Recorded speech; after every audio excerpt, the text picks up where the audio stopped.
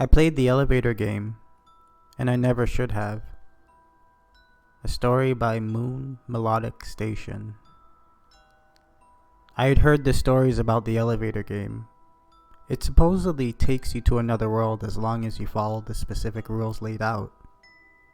I found it strange at first, but I didn't give it any thought. To do more research, I looked up different YouTube videos, and the first account stories of others doing it. It seemed so fake to me, so I figured the whole situation was just another hyped up thing, but I still wanted to try it. Luckily for me, I lived 2 blocks from a 15-story building.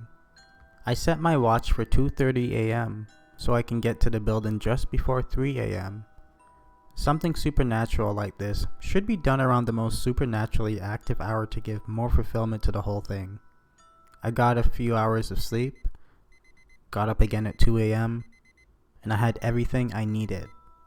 A timer to see how long the experience takes, a large hoodie to keep good tunnel vision, a hidden camera in my necklace, my phone to see if it actually would stop working in the alternate space, and to tell me how to play the game again, and my totally unshakable confidence. With all that in tow, I went to the building where I would play the game.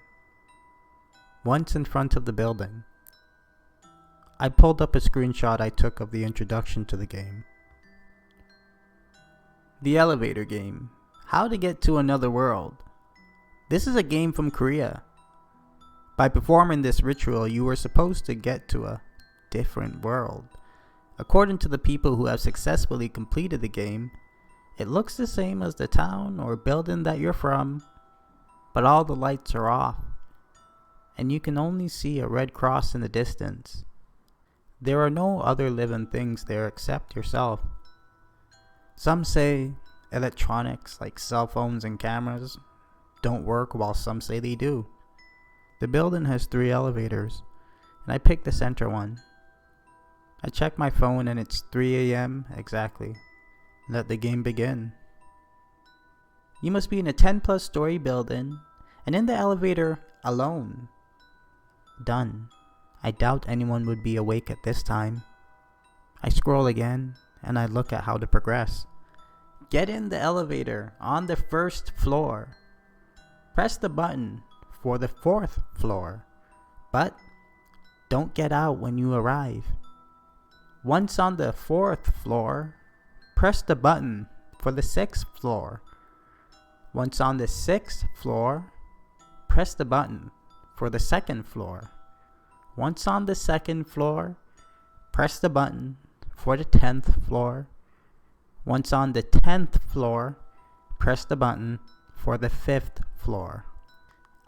I made sure to follow the instructions to the letter and put my hoodie up when making my way to the 5th floor, as it was critical for the next part. When you reach the 5th floor, a woman will get on the elevator with just you.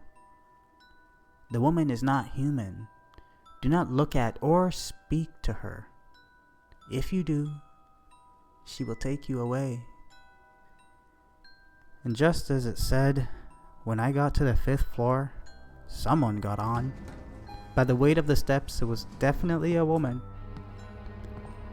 I kept my hood up and my head down facing just the buttons. I followed the next step. Press the button for the 1st floor, and the elevator ascends to the 10th floor. You have succeeded in the ritual and are now in the other world. I pressed for the 1st floor and felt the elevator go up. It was only 5 floors, but it felt like an eternity with the mysterious woman behind me. I was completely covered, but it felt like I could still see her, or rather, she could see me, see into my soul or something. It made my skin crawl, and I prayed to hear the elevator ding. Do you live here? I felt my stomach drop past my feet. The woman was talking to me. I heard a footstep as she got closer to me and asked her question again. Do you live here? Her voice was human, but also not. Somewhere between normal, but also static. Like she was imitating someone else. I felt goosebumps run up and down my body as I heard another step come towards me. My heart pounded in my ears just as my fear reached a fever pitch. Every nerve stood on end as I could feel the woman, no, the thing, behind me reach for my shoulder. It's rude. Do not answer when asked the question. Do you live here? The voice went from sweet to graveling and almost demonic. It felt like all the world was frozen or there was no oxygen left in the elevator. But just as I thought I was done for, ding! The elevator doors opened and I practically sprinted out. My heart still pounding in my ears and I dreaded looking back. The woman is not human. Do not look at her or speak to her. If you do, she will take you away.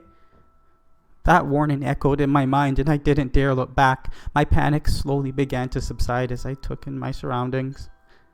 It looked like I was in the building, on its 10th floor. But the corridor seemed sort of sterile and endless. Doors lined the entire hall, and I was alone. I looked at my phone. It was 3:14 a.m., and I didn't have a single bar of service. I was truly in a different space. I did it. The game was real. But my celebration was short-lived as that same gravelly, demonic voice sounded again, this time echoing all around me. But this time, it said something different. You do not belong here, intruder. In the endless sterile hallway, something skidded around like a living ink stain on a pristinely white backdrop. Its movements were erratic, but it only took a moment for me to realize it was coming for me.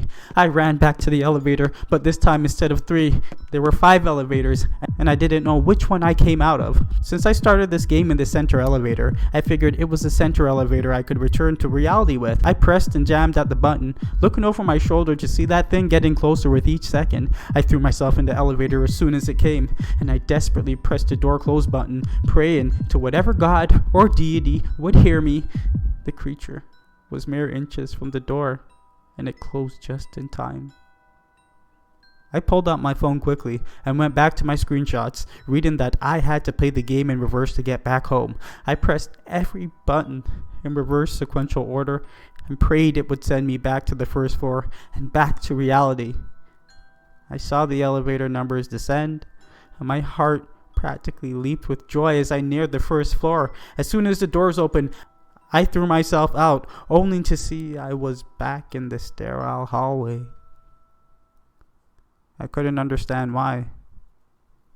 The elevator went down, so why was I back in this place? I looked at the elevator and it even said I was on the first floor. Yet somehow, I hadn't exited whatever this hell was. That's when it dawned on me. Maybe I took the wrong elevator. I tried another one. It brought me back to the sterile hallway. I tried another. Back to the sterile hallway. Another. Back to the sterile hallway. Another. Back to the sterile hallway. How could this be happening? One of these elevators had to be the right one.